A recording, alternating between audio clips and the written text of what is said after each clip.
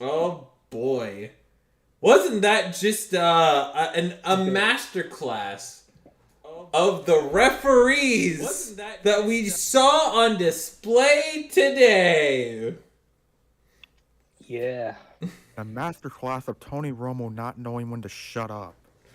Oh my goodness. Romo would not stop sucking and sucking and sucking and sucking and sucking. Normally I like Romo, but like he bordered on Chris Collinsworth obsession with this one.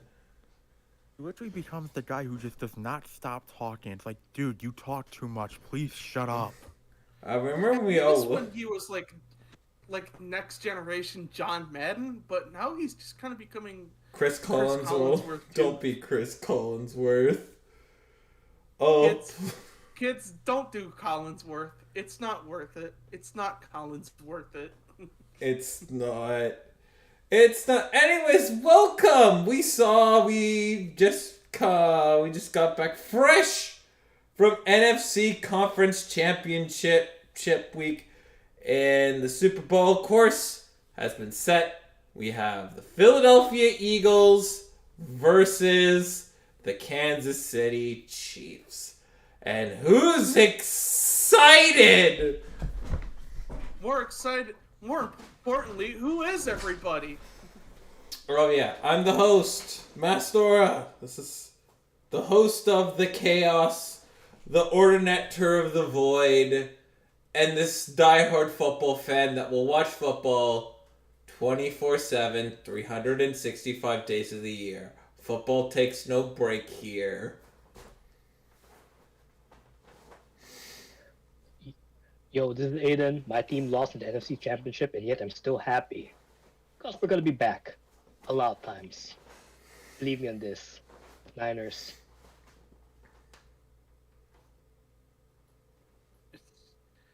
I'm Spencer, but you can call me Car Sausage, and the screaming demons in my head just won't go away. I scream back, and they only scream more. I'm Nick. I am a proud supporter of abolishing ref ball, and if you support that, then support me for becoming the next NFL commissioner. I can do that. Easy. That is easy. Whoa! I mean, I know the first game kind of didn't matter because, I mean, I'm going to be completely honest, and we're going to lead into the first game recap. I honestly, I don't know what I think the Eagles should have just completely blown the Niners the fuck out, but they didn't. They didn't. You know, I think it says more about how, how the Niners still managed to, just chip away and keep it interesting, despite the Eagles obviously having the severe advantage and the Niners missing a few guys. I'm biased, but I'm gonna credit the Niners' mentality in this. I'm gonna keep it real with you, Chief. I hadn't heard of Josh Johnson in years. Yeah, moment he stepped in, I'm gonna be honest. I was just hoping he wouldn't make mistakes. I mean, Josh Johnson is literally the definition of the NFL journeyman, like up there with the likes of Ryan Fitzpatrick. I like to put him in the Hall of Who, up there with guys like Randy McMichael and Ted Ginn Jr. Yeah, I'm gonna add some quarterbacks from the annals of Niners past. J.T. O'Sullivan and Troy Smith. Bet y'all remember them. Or Jeff Garcia. Garcia actually was decent. He wasn't Steve Young or Joe Montana. Yeah. Let's remember some Vikings quarterbacks too. Guys like Tarvaris Jackson. Seahawks starting quarterback Miss Legend. Big on the Miss Legend part because he's good. Didn't he pass away?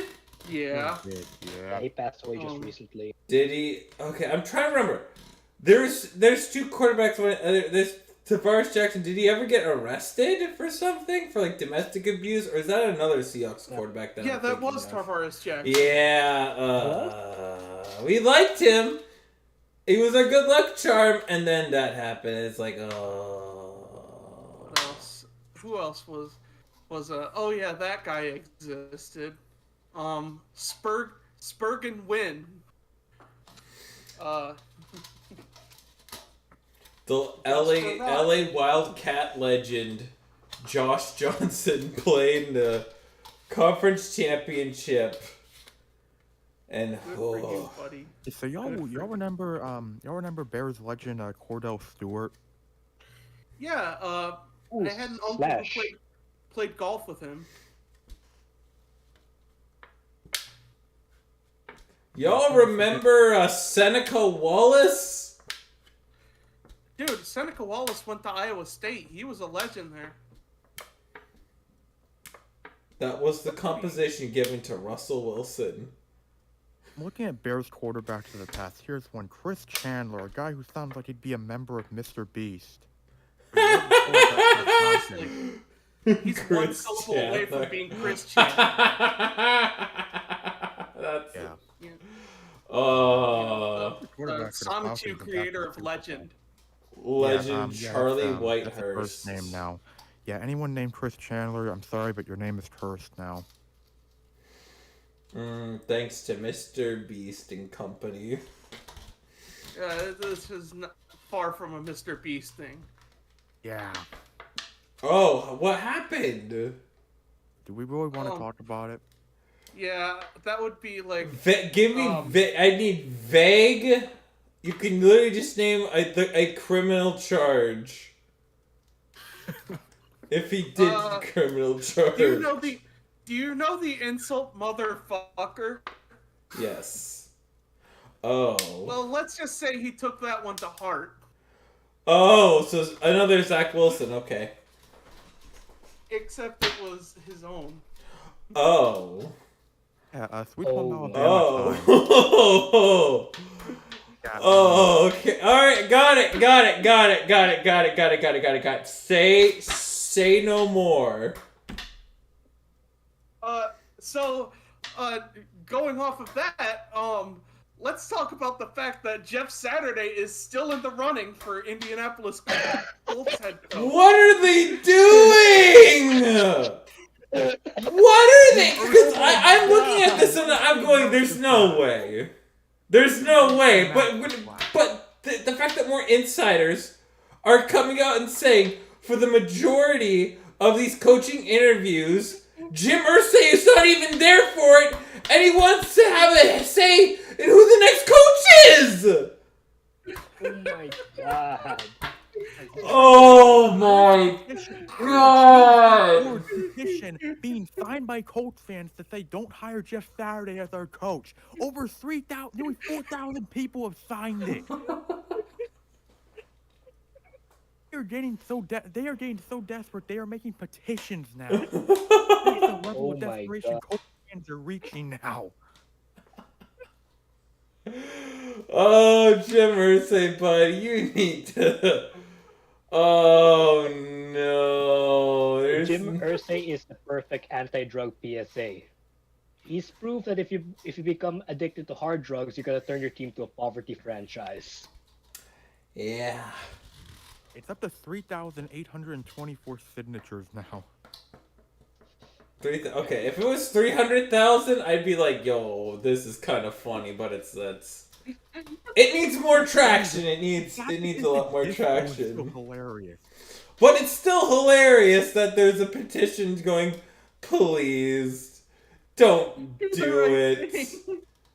And here's what I could totally think Jim Irsay does, because the guy thinks he's a total genius. You hire Jeff Saturday, and you just tank the next year. And we need Caleb Williams. He's the next top college prospect coming out of next year. I like to add that the the additional thing, I don't know what they're saying about next year's quarterback class. I think it's not as good as this one. That's what I'm hearing.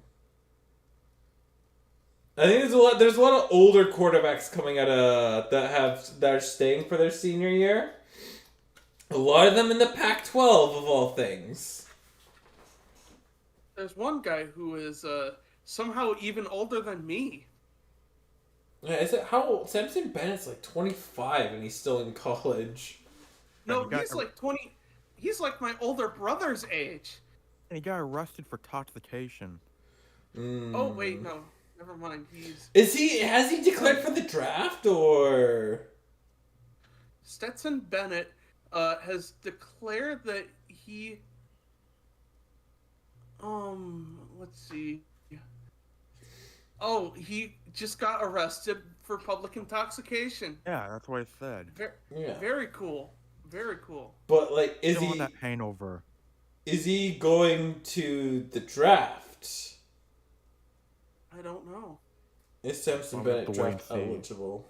Oh wait, no, I'm thinking of Austin On, who is the current quarterback for the North Texas Mean Green. Oh. I'll have to look for Samson Bennett's draft eligible. Let me look. I need to look if Samson Bennett is draft eligible this year. Probably is. I mean, he's eligible. It's just, is anyone really gonna?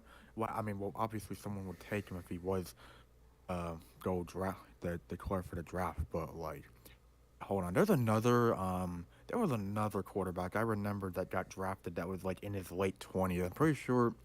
Brandon Whedon. Brandon Whedon. Guess where he got drafted? A Brown. Because of course they did. He said his older age would provide great experience. It would provide the experience they needed to lead the Browns back to a successful level. Unfortunately, it led them to jack shit. Remember, this guy was drafted above Russell Wilson and Kirk Cousins. Okay, you're allowed to play 5 years in college, right? Yeah? Because they got 4 years of stats according to Wikipedia. I mean, yeah, you can play like 4 to 5 years, and sometimes more, depending on what your situation is. Yeah. I've not seen Wikipedia declaring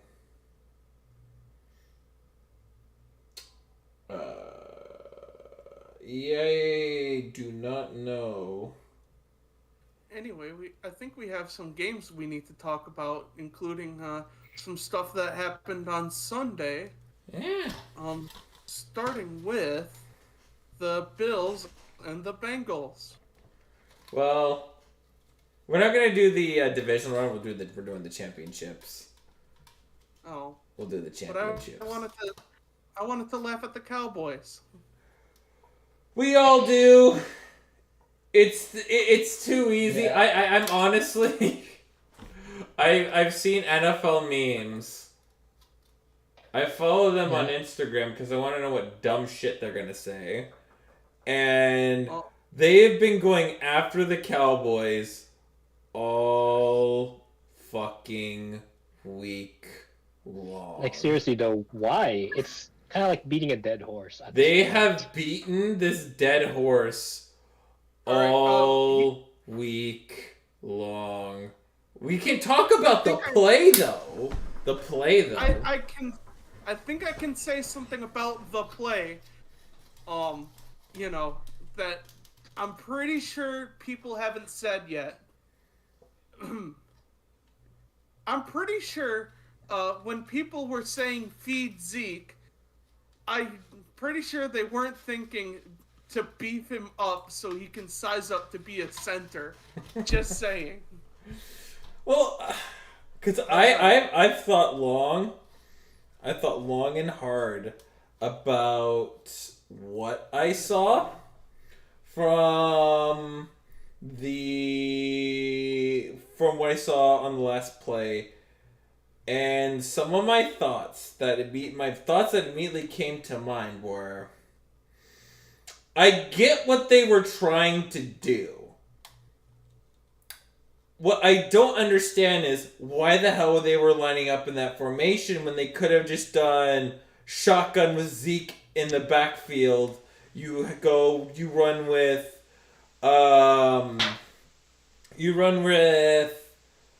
Dalton Schultz, you run with CeeDee Lamb, Michael Gallup, and oh my god, I'm blanking on the name.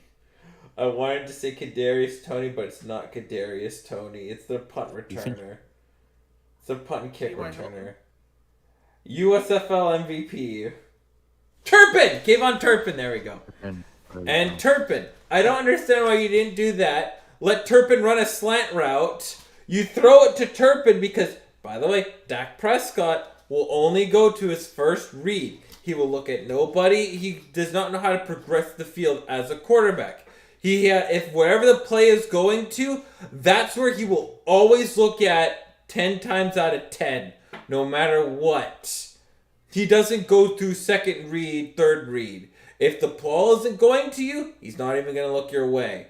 And in a game where he has to throw it to Turpin, he has to throw it, gets it to Turpin, and then you do your hook and lateral stuff, and then you get to the point where you hope that you have your fastest player, either CeeDee Lamb or Turpin, with one or two guys to beat, and they return on the Jets, and they get a touchdown. That's what I think they were going for. But the formation that they were lining up in was stupid. Yeah, literally, it's already bad enough that, you're doing this against one of the league's best pass rushes, but why would you even do it? Just have one guy protecting Dak from 3 rushers? Why? Yeah, and because of that play, Kellen Moore has gone bye-bye.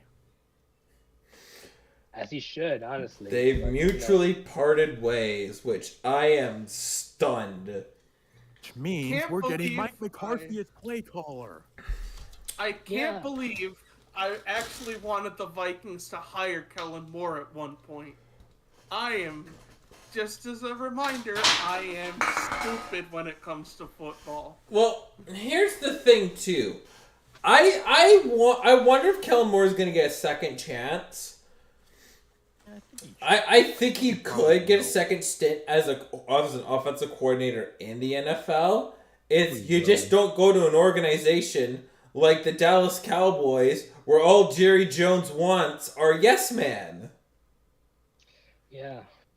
For all we know, what if Jerry Jones said, "You know what, guys? Why don't you guys just find a formation, get Zeke under center, and just get the ball to Dacky boy." Yeah, I still don't understand. Even as someone who rooted for the other team, I'm I still don't understand why you would do that. Why would you do that? I'm bro, you're basically just giving us the win at this point. I mean, at least with the freaking the freaking fake punt that the Colts pulled in that 2015 game against New England. At the very least, that was supposed to get New England to just get fooled or something. It was never supposed to be snapped. Cowboys, this play, they thought, yeah, you know what, we should snap this. Let's just throw our players into a fire and let's see what happens here. The Niners called timeout. They had time to call. They had time to, think that last play over. Oh my god. That's what gets me so upset about it. The Niners were literally hold on. Hey Cowboys, are you sure you do? Alright, then guys, just go tackle the guy. Rush him, force Prescott to throw sooner than he wants to. And that whole play was bad. Dak overthrew that ball. Turpin had to jump and catch it. He overthrew that. He should have thrown it more threw it right in his chest where Turpin can at least toss the ball a different direction. But, You know what that play reminded me of? There was this game in 2009 between the Washington, you-know-what, and the Giants, where Jim Zorn decided to call this weird-ass fake punt with just an awful formation. The Giants saw this and they were rightfully like, hey, timeout, what the hell are you doing? And then, they ran the play anyway. And guess what? It didn't do anything. Do you get to the point where you wonder, with all these analytics that are in the air, do you just tend to wonder if it's just people are just overthinking this sport? I think people are using analytics as a crutch. They're literally Cough, Brandon Staley cough. It's as if they've forgotten like the basic tenets, the basics of coaching and strategy, and just went for the stuff that apparently has a higher chance of success based on crunching numbers. They're no longer using analytics as a tool. They're using it as a crutch. Football's not played on the calculator. It's played on the gridiron. It is. The thing about it too is, I feel like a lot of it, when they look at these analytics in place that they want to run, it's all in terms of theoretically. Like, theoretically, if we do this and this and this, theoretically, it should result in this. Theoretically, of course. That's why I like Dan Campbell football so much, because, you know how he determines whether it should be a run play or not? He thinks to himself, that looked cool, let's do it. And it works, because he's Dan freaking Campbell. But here's my thing about it, too. In the NFL, you at least need to have some semblance of strategy. At least some semblance of strategy. Like, you have to be able to make a game plan and make critical adjustments at halftime. But they also at the point, you don't have to make stupid plays to completely overthink your opponent. And if it works, that's great. But if it doesn't, people are going to tear you apart. Yeah, Dan Campbell's going to steal your kneecaps in the middle of the night. Yeah. Like, the $1 million question that I have for Dan Campbell is, can he adjust? Can Dan the man seen that he can adjust to his opponent better? He did it a lot better down the year. I feel like he's really learning and thriving as a head coach this year, because he went from, when they got shut up by the Patriots, you looked at them and you're like, is he really gonna be, sticking around in Detroit for the next few years? Or, are they going to move on? Are they going to move on from him after him being such a likable guy? Because he can't strategize or come up with a good game plan.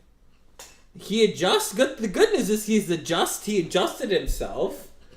And I think he's learned a lot along the way this year. I think next season is the real test. But if he flops, man, he's going to be on the hot seat. I think an important thing to realize is that, Matt Patricia and Bob Quinn, they kind of took that team down to the bone. Well, yeah, they did. Like, pretty much any player, they were like, he's too much of a locker room issue. Send him off to the Eagles for a minimal return. Oh yeah, thanks for Quandre Diggs. We only had to pay him for a fifth. Mind you, he had 2 years left on his current deal. Yeah. Yeesh. Yeah. They sold like Darius Slay for pennies. I cannot believe anyone would willingly trade Big Play Slay like that. Why? Yeah. Because according to Matt Patricia's words, he spent too much time focusing on Odell because he was watching highlights in his free time of Odell Beckham, and he said, and I quote, stop sucking Odell's dick. Jesus Christ. Yeah. That dude is a cancer, and I can't believe the Patriots actually hired him back. What were you thinking?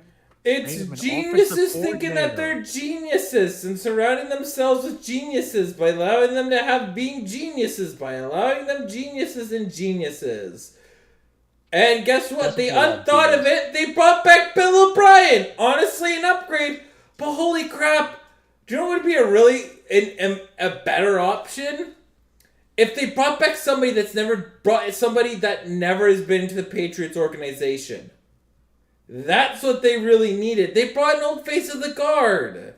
It's an upgrade, sure, but you can do better than Bill Belichick. At least him being an OC is fine, but I really think they should have, filled their options. Oh, hey, Cowboys are getting rid of a young offensive mind in Kellen Moore. Let's see what I can learn from Kellen Moore. Patriots are turning into a boys' club. They've become like They're beyond a Bruins. boys club. Bruins. I think it's more they're trying to be it's like a family run business where they only will bring their family members in because Belichick has just been a coach for so long. He's been very successful. Don't get me wrong, but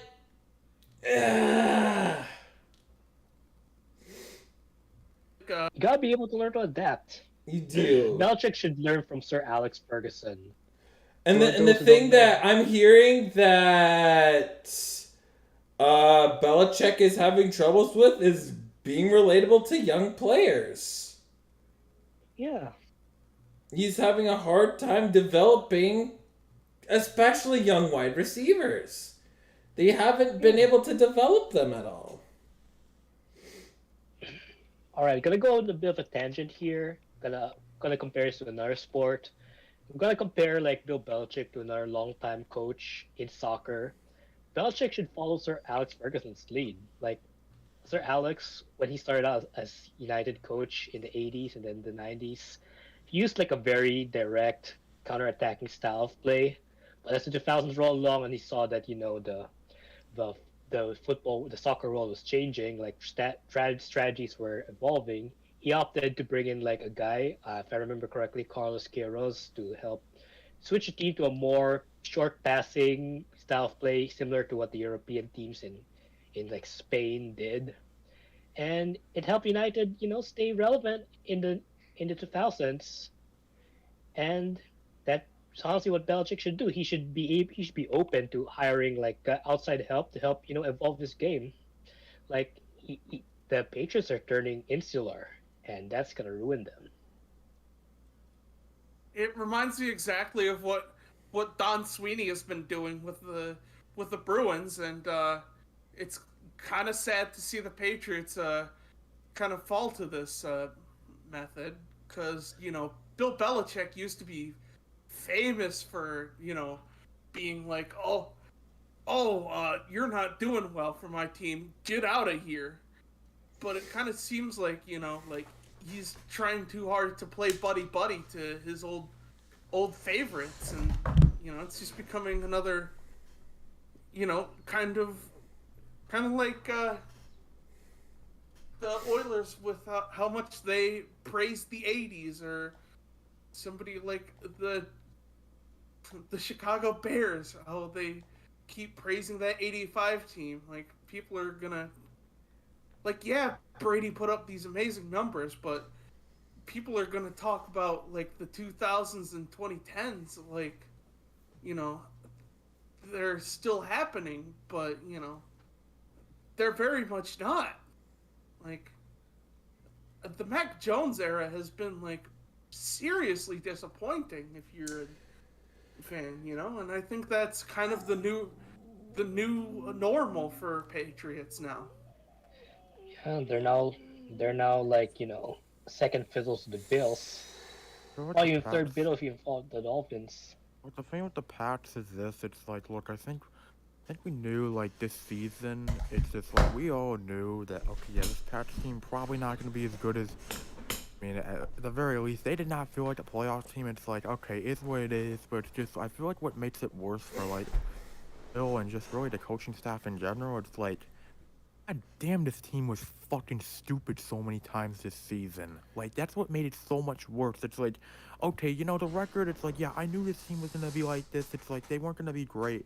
Okay, that's understandable, but, like, good fucking God, this team, it feels like it's run by morons. Especially when you had shit like just literally, like, I mean, there's so many plays you could choose from, but, like, obviously just pick the Jacoby Myers one. That literally summed up their entire season. Yeah. That play shocked me. Like, you don't usually think of the Patriots doing dumb stuff like that, but you know, times are changing. Well, you also want to know on top of what really stunned me was information coming that they had that just playbook wise come training camp they didn't have any passing plays like assigned at all. They came into the season so unprepared. That just kind of seems like a Ted Fatasso masterclass. So I got some, I just saw this in the Tree server. Apparently there's a fire that has broken out in the Arrowhead Stadium parking lot. Oh god. Oh boy. Obviously, our prayers to anybody who is in that fire. and I hope you have good you stay insurance. Yeah, I Stay don't think safe, y'all. anyone's Stay in the safe. fire. Like, apparently they said, like, yeah, like someone said, like, yeah, maybe it was like homemade fireworks or something. Considering apparently a lot of Chiefs fans, know how to get homemade fireworks, but it looks like apparently I'm hearing it's like a grass fire or something, which doesn't look to be affecting like any cars or anything. But yeah, that's not great. Jeez, can't even touch grass in Missouri. Yeah, I already don't do it anyways. So This is what happens. yeah, we don't even do it anyways. See, Mom, it's good that I'm a shut-in. Because grass on fire. Fire bad. Like, I'm in danger. I'm in danger. Anyway, there were some games that happened today. Yeah. Yeah, games that happened, and we kind of talked about the first one where it's the Eagles and Chiefs. I really felt like the Eagles are Eagles and Niners. Oh my god, aren't I a hot mess? Eagles and Niners. Oh my god, should the Eagles just blown them the fuck out? How didn't the Eagles do that? The fact that it was 7-7. That's it was insanity.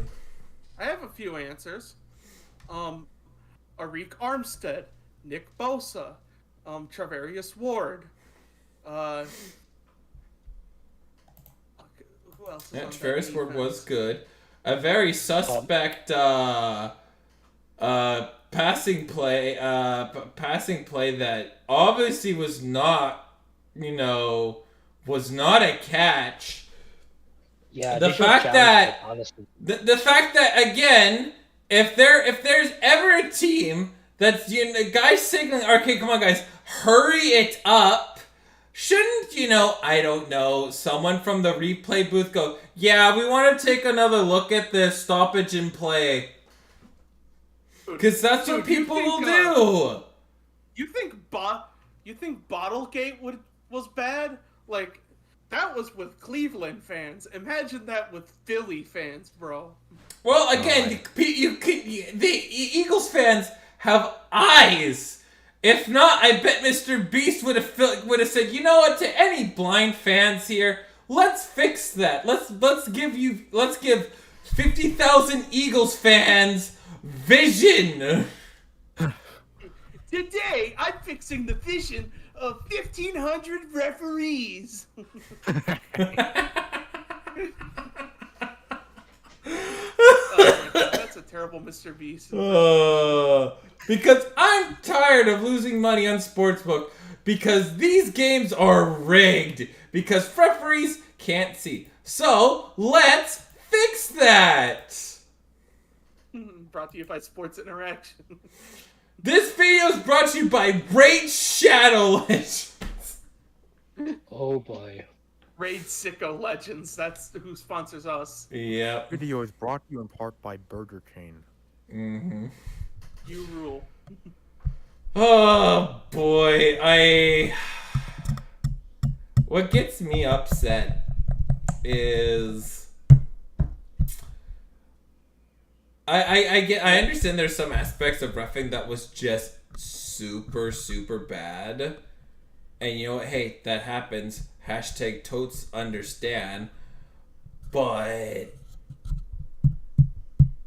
I don't know what you do if you're just the refs in general, right? Like, I can't imagine calling a game in the NFL. I think it's probably one of the hardest things to do because the game, especially at this level, is fast. It's fast and quick. And it's hard to see stuff with a naked eye, and you have to, some points, if you just need to have someone to take a look at it, the NFL should easily jump in there and say, hold on, we need to take a look at this. You can stop the play for 30 seconds to look at it. We've seen it with the AAF. We're probably going to see it with the XFL this season on the backside of guys taking 30 seconds to look at it. We're going to see Mike Pereira with an Xbox controller looking at the play again, confirming everything, and then getting right back into the action. The XFL and AAF have figured this out. The NFL has not. Not Mike Pereira. Dwayne Johnson himself. No, Mike Pereira is going to be doing probably being head of officiating for both the USFL and XFL. Oh, I thought it was going to be like, it's about drive, it's about power, it's about a 15-yard penalty. It's not going to be exactly 15 yards, but, about 15 yards. So, it's about 15 yards. The Rock doesn't deal with exact measurements. Yeah. Exactly. Unfortunately with NFL officiating, I don't see the hierarchy of power changing. No. Yeah, even with the Jaren Jackson Jr. Scandal that lasted about 2 hours. Yeah, the Reddit post. Well, even on top of that, reffing in professional sports is never perfect. Everybody always complains about something. All the major sports leagues have never been able to figure out reffing. This goes from NHL, MLB, NBA, NFL, probably the Premier Leagues. They probably... Premier League reffing is still controversial, yeah. Yeah. It's all controversial. The highest of the elite leagues, it's all controversy. They don't get it right. I'm just going to say it, complaining about refereeing, it's like complaining about traffic. If you do it, you're basic. Mm-hmm. Yeah. It is. And again, it comes to this new fantastical issue that I have. It's called a skill issue. It's a skill. It literally having reffing on your side. Sorry, not having reffing on your side. It's called skill issue. I don't make the rules. It's a skill issue. I've got to be honest here. If you're using referees' decisions as an excuse as to why your team lost, maybe you shouldn't have won in the first place. I'm sorry. That's the reality. Yeah, skill issue. I will make one exception for that, and that is the Detroit Lions. I have never seen a team get as shafted by the referees as I have seen that happen for the Detroit Lions. That is the one exception to that rule. Oh yeah. Also, and also basically whenever Bears play in against a certain Pittsburgh football team. Let's just put it at that. Yeah, that was a bahookie, to put it lightly. Yeah.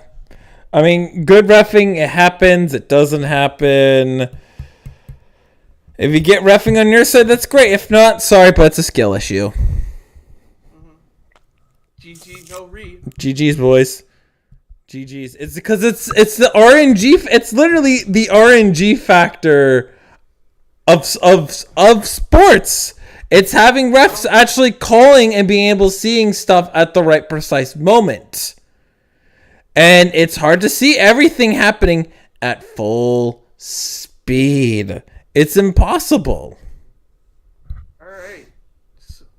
And then the 49ers, 4 quarterbacks in 1 year. That's not good, is it? I gotta say, that's honestly why I'm not too pressed about the defeat. Like, given what we went through, honestly, just even making it is improbable. We made it with a freaking third string quarterback who happens to be, the last pick of the 2022 NFL draft, and who managed to become a cult hero. Then he got injured. I think maybe you've got to start looking at Purdy as a starter for next year. No. You're going to have Purdy and Lance battle it out in the preseason. Just let them battle it out and just see what happens on it. That's what I agree. Let him battle it out. Because the thing is, I don't know if Brock Purdy gives you a starting quarterback upside, or the Niners or everybody else around the quarterback for the Niners is just good. Yeah, that's but why I think you should battle it out. You saw how meh that Jimmy G was. Well, Jimmy G's a game manager. He's not going to do anything too much. And the thing is, they changed the playbook in the offseason. He didn't know it. Backup quarterbacks won't know the full playbook for very good reasons. It's so that way when the rivals pluck them, even for the practice squad, they won't know their full playbook. There's reasons why backup quarterbacks don't have the full playbook. They will only know some of the basic stuff, not all of it, just the basic stuff. That's what we call a skill issue. Yeah, skill issue. Exactly. But no, there was a report that that Jimmy Garoppolo did not know the playbook. They didn't give it to him. They thought they were going to trade him, so they didn't give him the playbook. And then when they're like, okay, fine, we'll keep you, they gave him the playbook finally. Oh yeah, Jimmy Garoppolo, more like Jimmy Goodopolo. Yeah. But once Jimmy G settled in, got the playbook, he was fine. But the first thing he had to do, give him the playbook. Brock Purdy, all they had to do was have Deebo Samuel, George Kittle, and CMC do all the work. He just had to sit there and look good. I will not stand for this Iowa State slander. Well, we're not slandering him. We just want to make sure that we just want to have a competition. Give both quarterbacks a chance to shine. See who works better, and see who has the dog in him. Because we now have enough game film on Purdy. Defense, if the Niners are going to genuinely consider Brock Purdy as the starting quarterback, then they're genuinely going to consider it. People now have enough game film to come up with a plan to stop him. And that is to stop all the underneath stuff. Because what did the Eagles do? They stopped the underneath stuff. They didn't allow when they allowed CMC to do his things, like, oh shit, that's right. We should probably stop him from doing his stuff. They got to make sure that CMC and George Kittle and Deebo Samuel can't do their things, because they're going to be brought in to extend the play. That's what they're there for. That's why they pay them the big bucks, because they're special players. My mom says I'm special. They're the Yak brothers. I just want to say this. But I just want to say this regarding the Eagles 49ers game. Just to go, I mean, I will say if there was anything that did disappoint me with the 49ers, though, I definitely expected a bit better discipline from the 49ers defense because they were taking some penalties that really you don't expect them to take. Yeah, I'll be honest. That was one thing that concerned me. Although I think for me, I think the combination of the fact that it was like a high intensity championship game and the hostile environment in Philadelphia was probably a reason why they did it. Still, this was very uncharacteristic. I've never seen the Niners be undisciplined this season. This is like first. It's just, I will say though, it was funny just hearing Greg Olson just like get so excited when like Trent Williams shoved the Eagles player. It's like oh my god, something exciting's happening. It's like yeah, just something like that was funny. That was funny. That was good. Yeah. I mean, I don't know. Honestly, The game was over at that point. Why do you do something so stupid? And to be I don't fair, know why they the really Eagles had are nothing. fighting. Eagles, you have they a didn't lot want to to have do. any. You don't want to have anyone suspended for the Super Bowl. Exactly. That whole entire thing was dumb. I don't get why you guys are trying to do something stupid. The next game is the Super Bowl. Smarten up, behave yourselves. I know you're Yeah. really not gonna like this analogy, Nick, but it reminds me a lot of like when the Vegas Golden Knights start losing. It kind of seems like they take a lot of like cheap shots on the ice and like generally try to bait people into penalties when they're losing. And considering what Or our when they're history- up 3-0 in Game 7. All right, yeah, that works. That works. That works. But I do want to talk about another thing I saw that I just really okay. This is just hilarious. It's like, why would you tweet this? Empire State Building Twitter account tweeting about how they lit the colors of their building in New York City green and white to honor the Philadelphia Eagles. Yikes! Wait, are they rivals? Yeah. Yeah. The official account tweeted this. Fly Eagles fly. We're going green and white in honor of the Eagles' NFC Championship victory. Yeah. I Yeah. don't get it. Love how one of the first replies I see is Fury. Maybe they had that color ready for the Jets and were tired of waiting.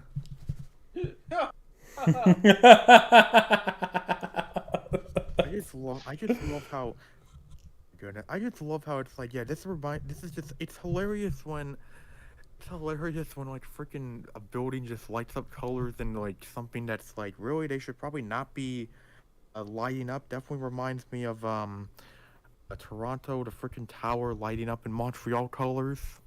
Yeah, that was rough stuff. Hey, speaking of the Leafs, they had a pretty good win tonight. Good win. Good win. Good win. John Tavares, 1,000 games played in the NHL, overpaid AF. Good job. Wake me up with the Leafs. Still the same. It's still the same. Wake me up when it's the playoffs when you can make it past round one. Which I do have a proposal for the Sickos cast for us wonderful, glorious sickos that will refuse to touch grass because, honey, there's sports on. Of course we're not going to touch grass. Buddy, not that's dry. pretty assumptive. It is, at least for me. I prefer to touch barbells instead of grass. Well, still, that's technically not grass. That's hey, technically, it's not grass. You stupid muscle nerd. What about? Oh, I also play some soccer. In gymnasiums where there's no grass. It's all turf, baby. Touch turf. Well, Turf, I mean, technically I not play grass. grass, but yeah. But if the Maple Leafs lose Game 7 to whoever it is in round 1, I will put my we're gonna be doing the watch along for Game 7. No matter, I'm booking that off at work no matter what, because you do not want me to be around. But we're going to do a group watch along of Game 7. And if the Leafs lose Game 7, the first round of the playoffs, I will sing a Happy Jam live on stream by Happy Jam by Pymations. It's just a good old Happy Jam. Okay. Nothing bad about my crippling mental health or anything. It's just a good old Happy Jam. Okay. My source, trust me, bro. But I will sing that on a stream if the Leafs lose Game 7. Has to be Game 7. If it's in Game 6 and 5, it doesn't count. Has to be Game 7. So that is... I do an argument about the Leafs choking, but I'm already working on an artwork, and I'm kind of still in the planning. I'm still in the poses and stuff. Oh, and of course, remember the most important rule. If you're a goaltender, tend the goal. Please do. Please tend the goal. Yeah, that's what I will do. If the Leafs lose Game 7 in the first round of the playoffs, don't give a shit to whom. But, if it happens, I'll sing a Happy Jam by Pymations. I will do it on stream. You make it sound like a threat when you do that. I mean, you get me singing. I don't know how depressing that is. And, have you even listened to the song yet? It's a good old Happy Jam. Nothing bad about Plastic in the Blood or something or other. Oh, open up this comment section. Let's see this. Oh, you mean like my favorite song, Microplastic Clogged Arteries by Bodily Stew. There's no lines about crying myself to sleep or losing my fucking mind. None of that stuff.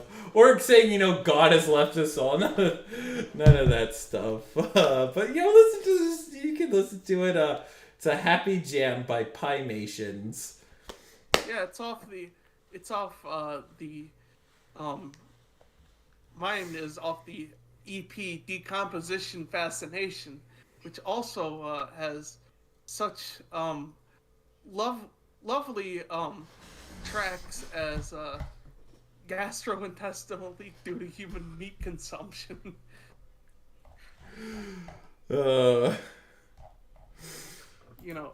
Nothing but the hits, Yeah, let's be honest, roughing is never good.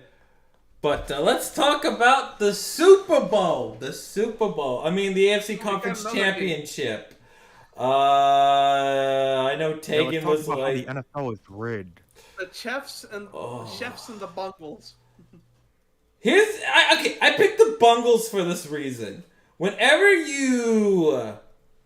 They lost the RNG factor because the refs... oh boy, do I love these referees.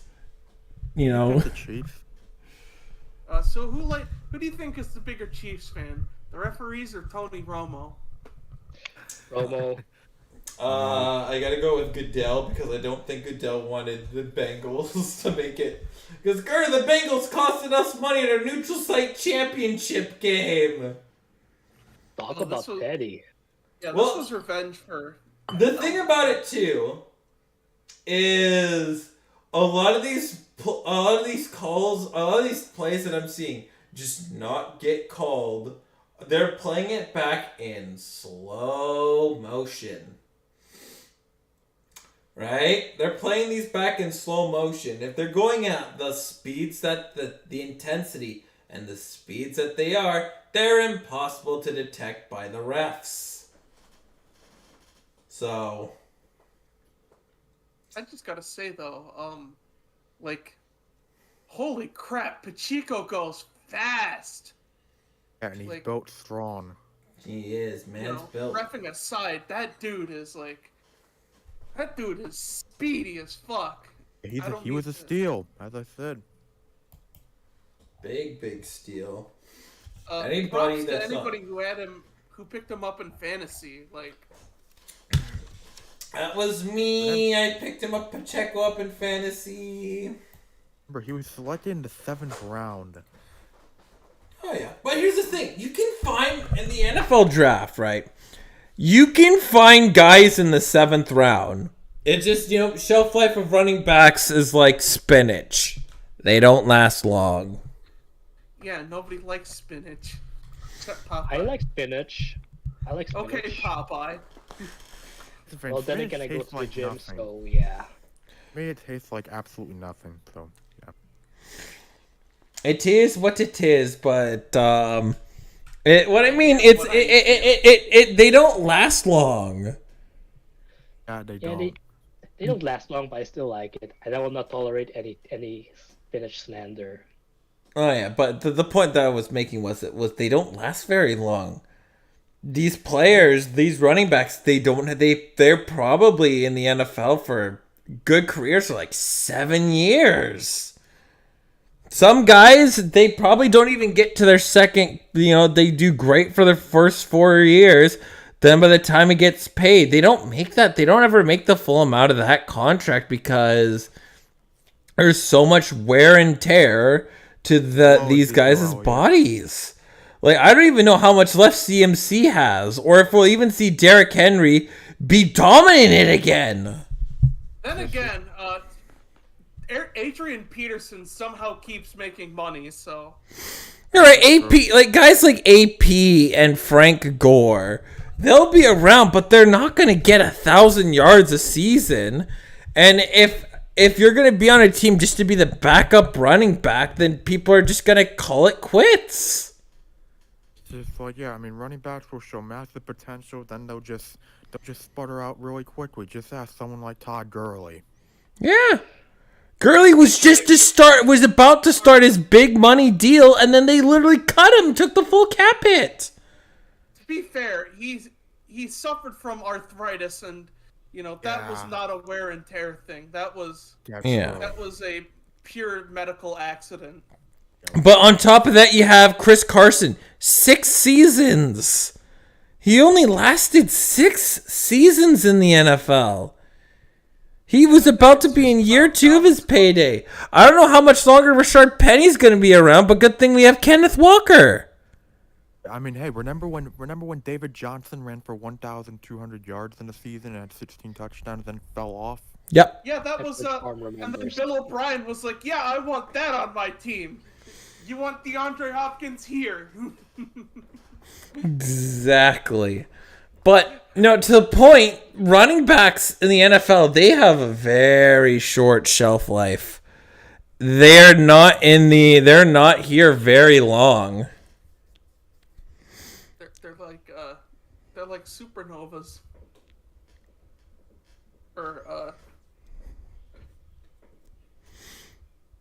But I digress. Yeah, it's gonna be interesting to see what shapes up, but finding a running back, it's an easy task. Like, Brian Robinson can get shot 3 times, come back and dominate the next day. That's why guys like the Chiefs and Niners, they have success by having a running back by committee system. They do, because they can. They can, because you're not paying them $15 million. So find 2 guys that you can pay less for, and they'll just dominate. Just make sure you draft a guy. That's why McCaffrey has not been injured, because we rotate him with Elijah Mitchell and back then Jordan Mason. Yeah. That's another big reason I think the Niners lost, because Elijah Mitchell was out with a groin injury. But even that too, it's not the biggest reason. Brock Purdy was out drive 1. It's tough to gauge. Yeah, I think Purdy's absence and his subsequent injury, that was literally the thing that killed us. And you have Josh Johnson. Dude's a journeyman quarterback in the XFL. AAF. He probably would have been in the USFL this year. Right? That's where his pedigree's at. He's like your practice squad, 3rd string quarterback type player. You know what's crazy to me? He still has more playoff pedigree than Carson Wentz. Dude's played more in the playoffs than Carson Wentz has. That's a terrifying factor. Yeah. That's just terrifying. Yeah. Wentz is cursed. It is. He was cursed. But, we're going to see with what happens. I especially am interested in seeing what quarterbacks go into the USFL. XFL has completed their draft already. They got the rosters already signed, sealed, delivered. They're in training camp right now. But I really wonder if we're going to see a bit of more of a migration with quarterbacks to leagues like the USFL, so they can maybe extend their careers a bit longer, so they can be that third string starting quarterback on a team. And Yeah. I might even be at an XFL game. Spoiler alert! Spoiler alert! Yeah, we're gonna be doing some sicko watch-alongs because, good lord, who the hell? Normal people don't want to watch these types of leagues. Your boy just got Fubo TV, so possibilities are endless with that.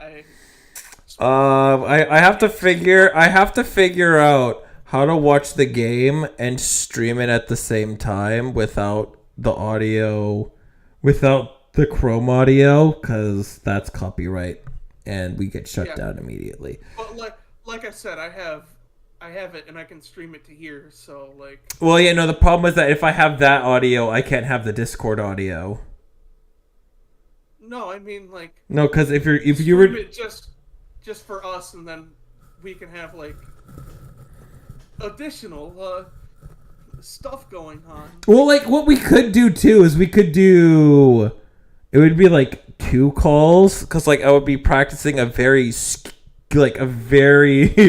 very bad draft setup with all face cams, because it would be through Zoom, and then the audio.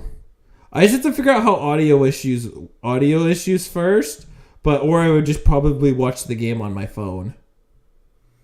And then hopefully we can sync it up to where everything on the same side is happening. I just have like the audio on my phone and I just listen through it on my phone and go from there. But we'll have to play around with it.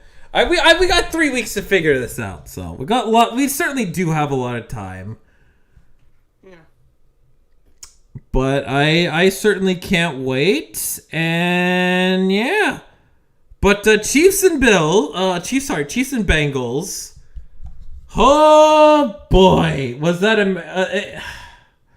the fact that there's so much wrong with that people could easily thought the NFL is rigged. So much went wrong. It's like the NFL wants to know why people say, like, oh, the NFL is rigged. You want to know why people say that? It's because of games like this. Absolutely. I will say, it's certainly not as big of a problem as Burger King's latest iteration of its "Have It Your Way" commercials. Like, look, I don't think the NFL is rigged, but I definitely think these refs are just. The NFL has narratives. I think we can all agree with that. The NFL, I mean, honestly, as a fan, if this game turned out to be rigged, I would not be surprised. Even though I just said I don't believe the NFL is rigged. Yeah. But like, yeah, that was certainly a fucky kind of game. Yeah. I'm definitely not happy with the results. Yeah. Yeah. I mean, it kind of leaves a sour taste in your mouth. I mean, I will say though, like late hit out of bounds while also blowing your knee out is definitely one of the worst ways you can go out. Yeah. Yeah. I feel nothing but sympathy for that dude. That's just like it was the right call, but they also missed, holding. The holding call. They also missed that. But like we said earlier, complaining about referees is like complaining about traffic. Skill issue. Yeah, skill Yeah. issue. That's all we have to say for now on. If there are if anybody wants to bitch about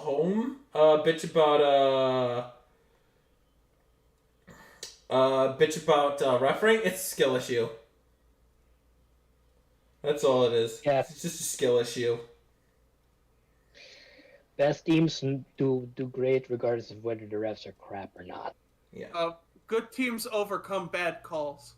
Absolutely. That's what Saints fans always said to me, and that's what I say to Saints fans after that no call. Fuck you, New Orleans. You broke my little heart. It's a skill issue. That's all it is. Sorry, we don't make the rules. It's just a skill issue. Don't lose the games. Don't lose then. You ever thought of just not losing? But no, seriously, reffing. If from now on we just gotta call it what it is. Sorry, guys, skill issue. You should have bribed the refs with more money. I don't know. Have you guys just tried bribing the refs? Being more scummier, you know? Packers fans, have you just thought of just saying, "Hey refs, can you just give us like 7 tries at a first down?" First team to go 0-7. 0 for 7 on a first down. First team to first team to go 0 for 1 on 7th down. But you know what? We can be mad at it, but keep in mind, because I've learned this from the Leafs game, when they played Game 7 against the Tampa Bay Lightning, I know what it was. It was a skill issue. So, we just gotta call it what it is. Skill issue. Alright. Because I don't want to talk about the refs anymore, let's... I'd like to introduce a segment I like to call "Why Come No IKEA," where I talk about cities and towns that somehow do not have an IKEA. Okay. For our first episode, I want to talk about New Orleans, Louisiana. It has New no Orleans. IKEA. Nolans has no IKEA. What? Yeah, the closest one is in Houston, Texas. No way! It's a bro moment. No way! Dude, I live closer to an IKEA than fucking New Orleans. No way! I think the Bay Area has more IKEAs. Has like more than one IKEA. At least Nolans have doesn't one have IKEA one. here in Vegas. Yeah, hey, how the hell do you guys have more than one IKEA? Can you give New Orleans one of your IKEAs? Like, come on. Hold on, let me check. Let me just see if we have more than one IKEA. Let me verify. Yeah, you got one in San Jose and you got one in Oakland. Yeah, what the hell? Sorry, Palo Alto and Berkeley. Yeah, just take the one that's closest to Oakland. Many things love leaving that city.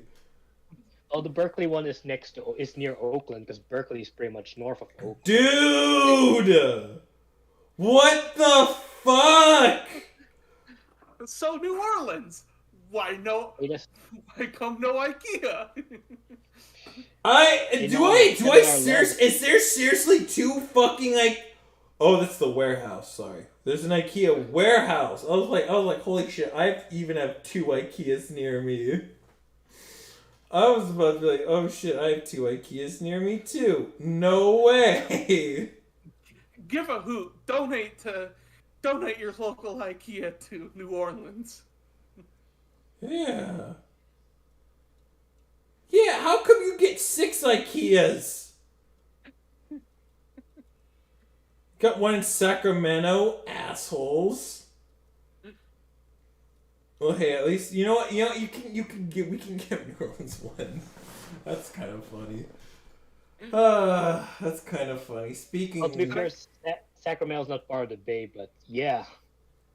No wonder people hate California. Yeah, you guys have everything, and hey, you tell us to check your privilege. Hey, you need to check your privilege.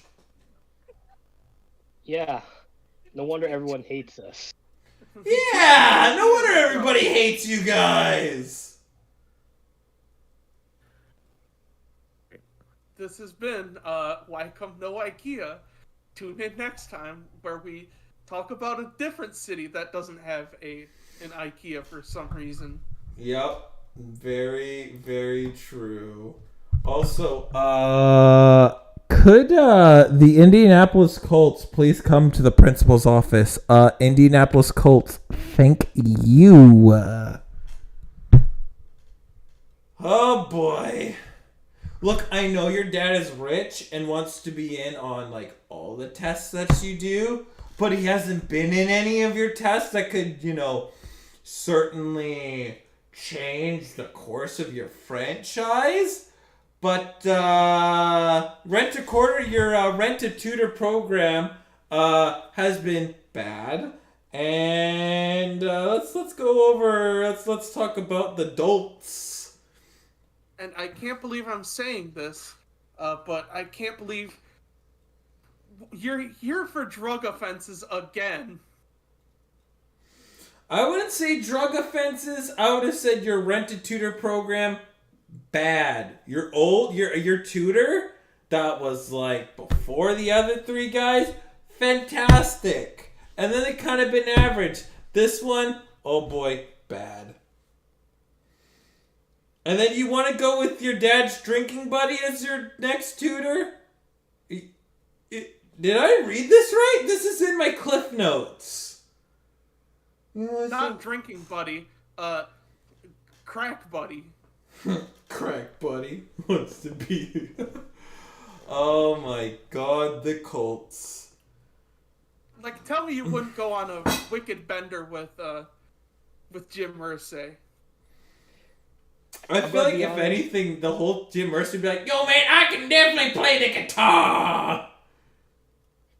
I'm gonna bet the Jim Irsay's blood is 1/2 illegal substances. It has to be. Because... Like, he knows where the good shit is. Yeah, definitely. Mm-hmm. I want to know what stuff he's on to make it that makes him think. Just to think. It's gotta be stronger than weed. That Jeff Saturday is a good idea. What drugs are you on? What makes me upset the most is Jeff Saturday. You're telling us that you want to have a heavy hand in your next head coaching search. That's fine. So why the fuck aren't you in? Why aren't you in any of these meetings, you stupid dense fuck? You know what really gets me? Like, Jeff Saturday is getting a fairer shake than Bruce Boudreaux, dude. Like, yeah! Yeah, seriously. Exactly. But seriously though, the spite that I am just getting out of this man, the fact that he wants to go to Jeff Saturday is insane. Other guys that are in like his own like the president, the people in the head office, who've been present for all these meetings. They want anybody but Jeff Saturday. But because of Jim Irsay, he wants Jeff Saturday. He hasn't been, and I'd be fine with that if he hasn't been present for most of the meetings during the interview process. And he says he wants a heavy hand in choosing the next head coach, and you're not present for any of these meetings. What? And I'm sorry. I'm sorry, but what the hell are you thinking? just like with Jim Irsay. It's like I got the survey results of what Jim Irsay is contained of. 1% evil, 99% stupid. I don't even think it's just evil. I think the 1% is just lack of it's lack of common sense in billionaires thinking they're geniuses. Crack cocaine. Literally, like, I mean, if you know, when you're so, like, thing with Jim Irsay, it's like, okay, it's already bad enough that Jim Irsay isn't even showing up to the meetings and stuff. It's like, when you hear the way this man talks, the way this man will paint himself as, like, I am the Mr. Know-It-All of every know-it-all that has ever existed. This man paints himself as a genius of not just life, but also football. And the way, you know, if you're gonna talk like that, just know that, yeah, it's gonna be very easy to criticize you, especially when you are supposed to be the man running a football team, and when you're doing a coaching selection, you know, I might not be the greatest football guy around, but I know damn well if you're trying to pick a coach, you might want to show up to the fucking meetings. Theory time. Somebody laced Jim Irsay's blood with fentanyl, and we're now seeing the results. Not fentanyl, he's on fucking crack. Yeah. Everything's laced with fentanyl now that when it's illegal, dude. Like, Oh, he's mixed with both. There we go. Okay, problem solved now. you give him the pure stuff, and he'll be back to normal. Oh yeah. It's beyond frustrating. The one thing that I am quite curious about is what are the terms to this contract? Because if it's a 1-year deal, they're tanking. They're going to tank hard. And I believe that it's, you know, a little too early to... just a little bit early to, you know, to really judge this upcoming quarterback class. But I haven't heard of any generational guys yet. There's maybe Caleb Williams, but I haven't heard enough people go, Caleb Williams, he's going to be amazing. He's going to be brilliant. I haven't heard stuff like that. Like I heard from CJ Stroud and Bryce Young at the end of last college season being like the next guys that are going to be, you know, in the NFL. So I don't get it. The Dolts are going to butcher this process again. And I know why he's doing this Jeff Saturday, because he thinks he's a genius because he did the same thing with Bruce Arians. And they were really successful with Bruce Arians. That's because Bruce Arians is a football man. Jeff Saturday is your drinking buddy. There's a big difference. I mean, okay, I just want to make sure. I want to make sure the score is legit because this feels very fitting of the current Colts situation. Let's not forget, Jeff Saturday, before he went 1-7, he literally said, I may be terrible at this, and after 8 games, I'll say, God bless you, I am no good. He literally said that before going to coach the Colts. Jim Irsay is out here saying, you know what? If a man that has that much faith in his coaching abilities, I'm going to give him a second interview, because why the fuck not? And let him cook, bro. Oh, and especially if guys are giving the second interviews, those are, you know, guys that might actually get the job. Especially second interviews, your pool of coaches is probably 3 or 4 guys. The fact that he's one of the 3 or 4 guys, it's astonishing. Genuinely astonishing. Might have found All I say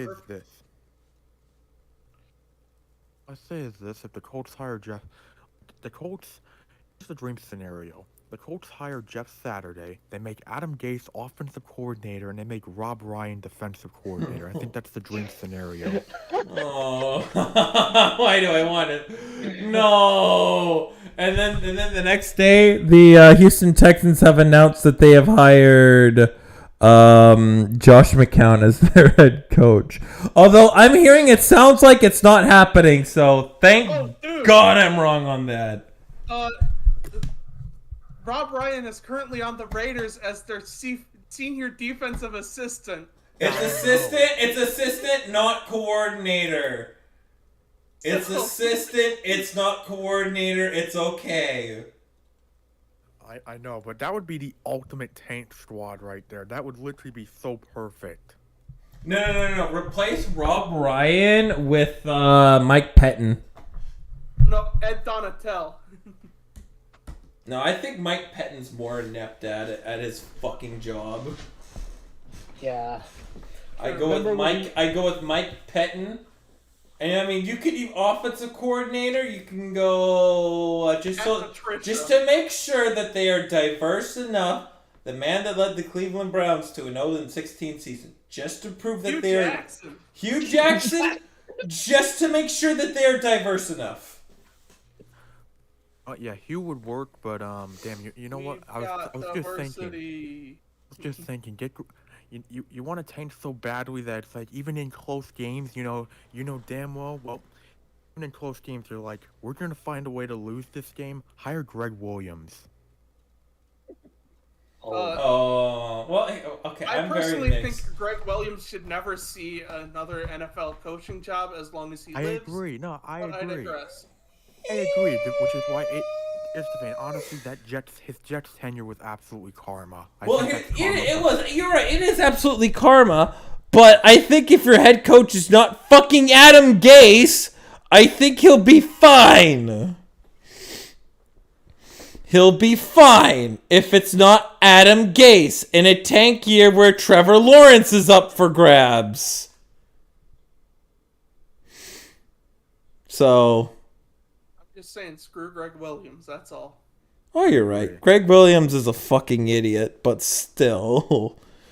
An asshole for that Bounty Gate shit, too. Bounty Gate was was horrible. But I think the man's moved past on that, and if he pulls that shit again, he's never coaching the NFL ever again, and he damn well knows that, but I think he gets the best out of his defenders. I still think that Cleveland should have had him as their head coach. Yeah, he gets the best out of his defenders because he pays them. Yeah. Pays them extra. But, it's neither here or there. But as for the Colts, let's be real.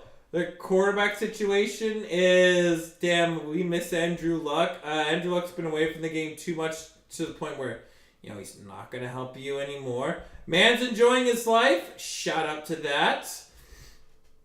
And ultimately, Andrew Luck, if you're somehow listening to this and you need a drafter for your architecture firm, please hire me. For the love of God, please hire me. But I feel like the Colts, they can do something insanely stupid, and from a lot of mocks that I'm seeing, especially from the group, not this group, but the dumpster fire group, thinking that the Colts should offer an arm and 3 legs to move up 3 spots is something. It's quite something, I'll say. They should definitely do it. I support it. Does that mock draft come from somebody whose name rhymes with Reagan? Yeah, and Adam. I'm sorry. And Chatham. You guys have heard about the fact that the Texans might actually trade up just so the Colts don't get the number 1 pick. What the hell do the Texans... Oh, the Texans, they do have another first. Yeah. They have more firsts anyways, so... Thanks to Sean, you monster. How about, it wouldn't surprise me if it ever were to come out that the Texans bribed the NFL long enough to make sure that they were able to offload Deshaun Watson before they decided to punish him. It wouldn't surprise me one bit. Shocker, the NFL doesn't treat women very well. Shocking. But, you What know, else is a need for the Colts? Wide receiver. I've been screaming wide receiver for the longest time. It's been years. They thought washed T.Y. Hilton is the best thing. And they haven't drafted anybody in like at least round 1 or 2. There, you could find a stud in the first 2 rounds playing wide receiver for your team. They've never drafted a guy in the first 2 rounds for a wide receiver when they desperately needed that. But wait, there's more. They also really need an offensive tackle because ever since Anthony Costanzo, that position has not been good. Yeah. It's been line bad. has taken a huge step back. You're not gonna be able to utilize Jonathan Taylor for very much longer. Short shelf life, and the guy's gonna want to get paid. So, you know, it's a rough situation for Indy. It screams blow it the fuck up, but again, much like the Vancouver Canucks, the answer could always be no. Just bury your head in the sand. Yeah. Just like right. Francesco Aquilini, the guy thinks he's such a fucking genius. I'm not gonna blow it up. No. I'm just gonna bury my head in the sand. Although I just read a report that the Canucks are thinking about moving Thatcher Demko at the deadline. What the fuck? What? That? That's the first time. I don't believe it's true, but apparently it was from Elliot Friedman on Last Night in Hockey Night in Canada. The trade would be Demko for Vita Vanacek and a pick. What? Followed by fuck. You're trading Demko. Thatcher Demko was the first homegrown talented goalie that the Canucks have ever, and I mean in their history as a hockey organization, have ever had. And you want to trade Demko? It could be smoke and mirrors, but no.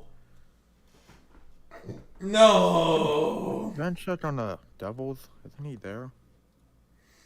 Where Vita Vanacek is, that's where I'm hearing. Yeah, okay, I don't know why New Jersey would honestly, at least with at this rate of season, wait, let me look at their other goalie just to see, because, I mean, Demko would make sense to bring in another goalie for them, but... Oh yeah, Demko would start for them! Let's see, let's look at their goalies. I mean...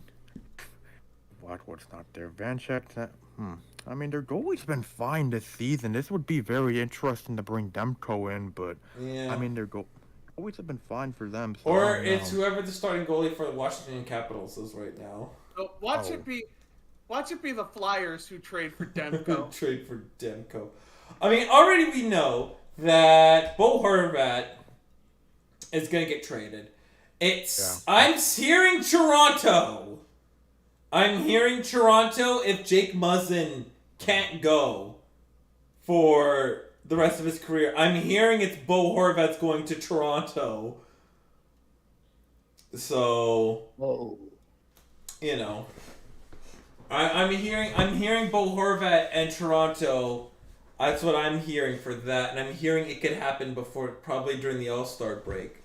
But something even on top of that, it would not surprise me if the Vancouver Canucks just didn't trade anybody at the deadline, but OEL and Myers, in the offseason, and extended Bo Horvat, brought in a right-handed shot, brought in a defenseman that could shoot on the right hand in free agency, and try again. Because, guys, we didn't have Thatcher Demko for most of the season. That's why we didn't make the playoffs. Yeah, that idiot Bruce Boudreau. Blah, blah, blah, blah, blah. Yeah, exactly. That's what they could absolutely be thinking about. That's how I absolutely see it going down. Oh yeah. Also, Indianapolis. How much are you spending on Quentin Nelson right now? And he's not good.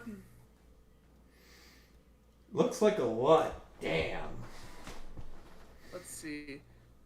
They have about 12 million in cap space next year. And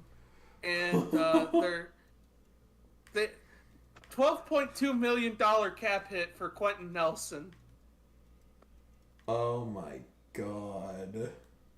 I'll just say this: I can't wait for future Chicago Bear DeForest Buckner. Yeah, good old D-Buck. He currently has a almost a $20 million cap hit with the Colts. Yeah. Yeah. Yeah, Bears, Of if course. y'all get D-Buck, you're going to have a great defensive lineman. Loved him as a Niner. You're Yeah, going to love I him. hope it too. happens. Of course, the big elephant in the room is Matt Ryan, whose cap hit next year is $35 million. Oh. They save $17 million if they cut him, by the way. $30 million. Holy shit. Yeah, it's a pretty easy thing. Oh yeah, They it's do the with decision Matt is Ryan. easy. Yeah, he's probably done with them. Question is, where does Matt Ryan go from here?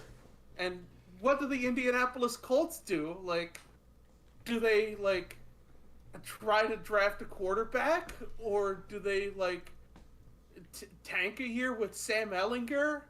Or, like, do they go on the hamster wheel again and, like, go for a guy like Baker Mayfield or like Kirk Cousins or Trey Lance even? Well, I don't even know if Trey Lance is going to be on the board. It would be Brock Purdy, if anything.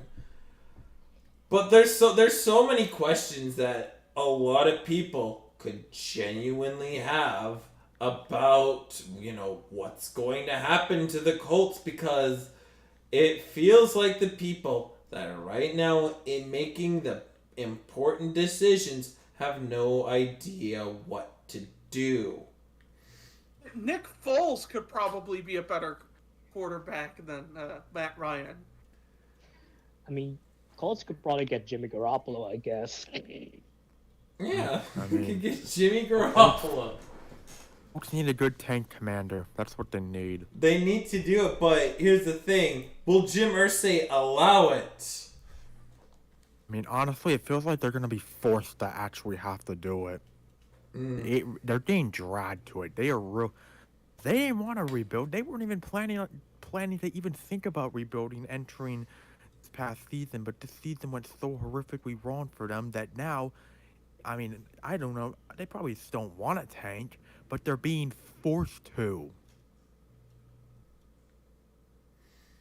I don't know. Aiden, I make sure the Canucks would wear this jersey every day if I were to buy them. It would be this jersey, or let's see, where's the one with the white backdrop for this one? Only that one, the ugliest jersey they have. Oh, which one? Which Yeah. one? Which one? You know Tennessee? this one, but away form all the time. But yeah, Aquilini. If you want a good pizza, just go over to Chiliwhack. All it'll cost is $5. $6 gets you 2 slices and a can of pop, and you're gonna have to tip me the Canucks organization. Sorry, I don't Make the rules. I don't make the rules. I just I have to enforce them. Sorry, man. I mean, I know it sucks to have to, give them up here. But look, Aquilini, I mean, best slice of pizza you've ever had, and I get the You're doing Canucks the Flying organization. The Canucks. You're doing the Canucks in flying V's? Hell yeah! Hell yeah. Yes. Yes. Ha ha ha. Yes. Hell yeah. Flying V's, baby! Absolutely! Flying V's, but yeah, for the Colts, I'm quite interested to see what they're going to do. I don't know if this is the right... Oh, fuck. Well, fine, I guess I can play. I don't know what the Canucks are going to do in terms of this offseason. They have a lot of choices to make. They have a lot of very important decisions to pick. I don't even know if any of them are going to be the right one. But the Dolts... be a train wreck, and I'm gonna love every second of Oh, it. absolutely. Absolutely. I don't know what the Dolts are doing. I don't know what Jim Irsay is doing. I don't know why Jim Irsay thinks he's a super genius. Spoiler alert, he's not. He's just a millionaire. So, to answer the episode title name, what are the Dolts cooking? Meth. They are cooking meth. They are cooking methamphetamines. They are. Ever see Breaking Bad? Jim Irsay's living it. Yep. Jim Irsay is absolutely. Jeff, we need to cook. I really hope that Jeff Saturday, starts playing it more smartly. Jesse Saturday. Because honestly, you should be playing it a lot more smarter than he is. But, wait, did the Canucks trade for Andre Bobrovsky? Oh no, it's Vasilevsky. Vasilevsky's it was the Lightning goaltender, right? Yeah. Okay. Vasilevsky, and plus his name is Sergei Bobrovsky. Sergei Bobrovsky, sorry. I was about to have a heart attack. I was about to laugh and go, oh my god, LMFAO. the aliens traded Andre Vasilevsky. But, we'll see what happens. It's going to be an eventful offseason, that's for sure. For the Colts, as it seems to always be. They could always draft a quarterback, but if your coach is Jeff Saturday, do you just want to say, guys, let's not draft a quarterback, let's start the foundation for the team in the future? Because, if they draft a quarterback and your coach is Jeff Saturday and fans want him gone, especially when you only win 2 games because, grand reminder, the other guys are raw prospects. So, I'm hearing Will Lewis, Hendon Hooker could also go be the 3rd quarterback. I'm seeing mock drafts of 4 quarterbacks going in the top 10. Do you really trust just the Colts being able to smartly develop a guy that's raw? Oh, I guess Arch Manning Jr. might be a part of that draft prospect. Yeah, is Jim Irsay, we're going to be bad for 4 years. Because, what is he? He's going to be a senior in high school next year, right? Wait, fuck, he's still in high school? Yeah! I think he's a senior in high school next year. I could totally see Irsay be like, hey, we drafted a Manning before. That worked out. We got a Super Bowl. Oh, he's going to Let's college. do it again. Oh, he's going to Texas? Yeah, he's going to college next year. Okay, he's going to Texas Tech. That's Texas. He's going to Texas Tech next year. Okay. He's going to Texas Tech next year, so he's going to play in the Big 12. Interesting. Very interesting. So it's going to be a combination of I coached Mahomes in college and my dad is one of the Mannings. Honestly, he has to spend 2 years in college, and he has to be seen as a 5-star recruit out of college, high school. Yeah, he was the top recruit. Yeah. But dude, there's only so few top recruits out of high school that actually have the pedigree of the 1st round quarterback. Believe me, there's a long list of it. And I Remember mean, when Jadeveon Clowney was a 5-star recruit coming out of high school? I think Jadeveon Clown is the only 5-star recruit that's been like even selected in like the top 5. He was number 1, but He was like in the top 5 in general. I don't think there's been many 5-star recruits that have been there's been some that have had pretty good NFL careers, but none of them have been superstars. Not even Jadeveon Clowney. Not even remember Dorial Green Beckham, probably the highest rated receiver coming out of high school. Dude was out of the NFL in like 3 years. And he was only a 2nd round pick. So, better hope Trevor Lawrence bucks that trend. Oh, Trevor Lawrence 5-star recruit. I thought he was a 4-star recruit. No, he was a 5-star. 5-star? Okay. Fun fact, Breece Hall was a 2-star recruit. Yeah. He was recruited by Iowa State. So, yeah, you're kind of hoping that Archie Manning is able to develop into that, superstar status that you think he can, because guess what? If he doesn't, if he's kind of just that average quarterback prospect, you're going to look like an idiot. Right? And it's Jim Irsay. It's Jim Irsay. So. He's going to do something stupid, and we're all going to laugh at the guitar man again. I'd say Chris Ballard's on the hot seat, but, Jim Irsay is such an idiot that I'm not even sure how much Chris Ballard actually does anymore. You're right. I don't even know what the hell Chris Ballard even is supposed, just what he's supposed to do. Yeah, what does he even do? Yeah! Stupid stuff. I don't even know what the heck he's supposed to be doing. DJ Khaled right now. I liked what he did, post 2016. I thought it was a very shrewd move what he did to get Quentin Nelson, but ever since then it's kind of been really quiet on his front. I haven't liked much of what he's done after that. Yeah.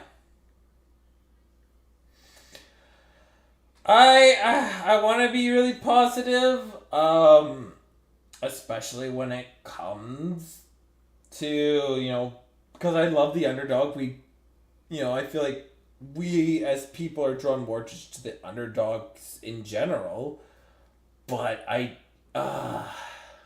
underdogs breed sickos, people. Oh, yeah. Why do you think we're all going to be watching the XFL, USFL, and CFL, baby? Canadian football, baby. Oh, you guys are going to be disgusted at how we tainted this great sport. Oh, you're all going to be just disgusted. Let me guess, 3 downs. Hell yeah! Receivers get a running start! 110 yards. 110! Look how big the end zones are! You think the dimensions are all the same? Just look at the Alouette Stadium! Oh, man. Oh, I can't wait until we watch this. We got Rouges, people. We got Rouges, people. I can't wait for Friday Night Football tonight. I just can't wait. I am ecstatic! Hey, buddy. I always love how it's so annoying just seeing the freaking goalpost in the freaking end zone. Yep. That's always just Yeah, it's interesting. free in my head. All right. That is like all correct. That is like me shouting correct like Plankton. Just anytime you have a you have goalposts in the end zone, it makes me think of that time Antonio Brown scored a touchdown and then rammed himself into that goalpost. Full on bear hugged that thing. hold on, real quick. Is it true that there's no tight ends in Canadian football? I believe there is. I think there still is tight ends. I could be wrong. It's been a while since I've indulged myself in CFL because I could never bring myself to just watching the CFL. Not really big where you're at, right? No, my mom raised me right. I mean, I used to love it as a kid, but then as I grew up, I was like, ew, this is disgusting. Wait a second. Canadian football was in that one episode of The Sopranos. So,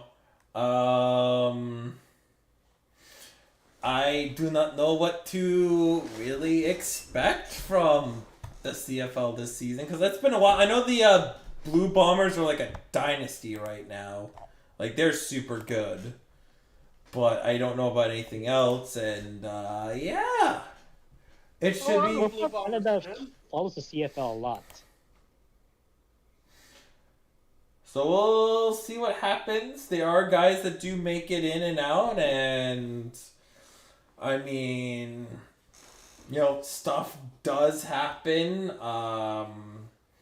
We'll see how much longer the CFL lasts, especially if guys are more attracted to what the XFL wants to cook, which is merge the CFL, USFL, find 7 new teams, and say, hey, NFL, we have affiliates right here. All you have to do is say fine. I think that's what Dwayne wants to do. He wants to try and actually bring, try to merge these two leagues together. I think that's what he wants to do. So we'll see. We'll have to see what happens. And as for you, Colts, please go away. And if you don't change your ways, you're probably gonna go in jail for drug charges. Mm-hmm. Remember, kiddies, Jim Irsay, you're not a genius. Don't do drugs. You'll end up like Irsay and hiring Jeff Saturday. Go in Jim Irsay's van. Doing Avoid drugs the give van at possibility to turn your all. team to a property franchise. Yep, very true. Just be careful. Now, last moment I want to add, and I want to recruit the minions of the Untitled Sickos Project. We are looking for the most delusional football fans right now. Football fans that have a brain capacity of a peanut.